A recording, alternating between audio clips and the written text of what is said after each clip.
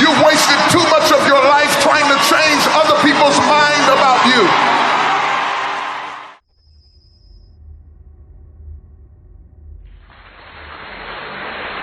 Do you have the courage to act outwardly on what you see inwardly? Or will you die a dreamer?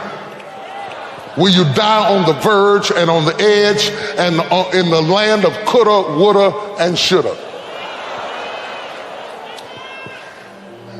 The strong hen rules the roost.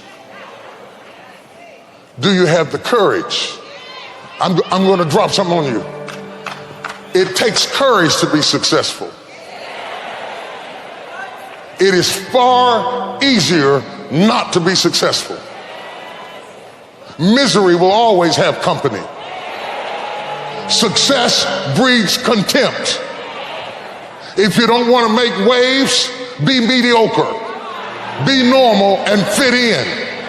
And if you're more concerned about people than you are God, then neutralize everything he put in you. Just fit in with everybody else. Dress like them, walk like them, act like them, eat like them, go where they go, think like they think, do what they do. And once you've neutralized your uniqueness, you don't need courage. It takes courage to be different. It takes courage to go where you've never gone before. For some of you, it took courage to come to this conference. It takes courage to get you outside of the bar. It takes courage to be successful. It takes courage to win. People don't talk about people that don't win. If you win, they're going to talk about you. Do you have the courage to stand there though the storms keep raging and the people get to talking and you stand there and say, I've come too far to turn around? Touch your girlfriend and say, do you have the courage?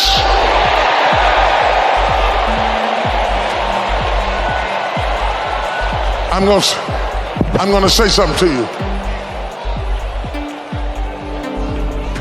It takes courage to be exceptional.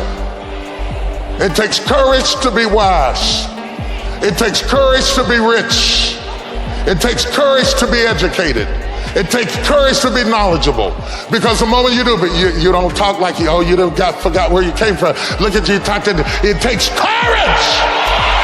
And I'm just wondering, in this weak, watered down, mediocre society that we live in today, in this reality TV world we live in today, I'm wondering if there's anybody left that's got the courage to say, after all I've been through and all my ancestors have been through and all my parents have been through, I didn't come through all of that just to fit in with normalcy. I have the courage to go after my dream. To be anxious is to have anxiety about something that hadn't even happened yet. Some of you are so worried by the threat of trouble. You're not in trouble, it's just that trouble has threatened you. And the threat of what might happen, what could happen, is wearing you down. Half of the things that you thought were going to happen never did happen.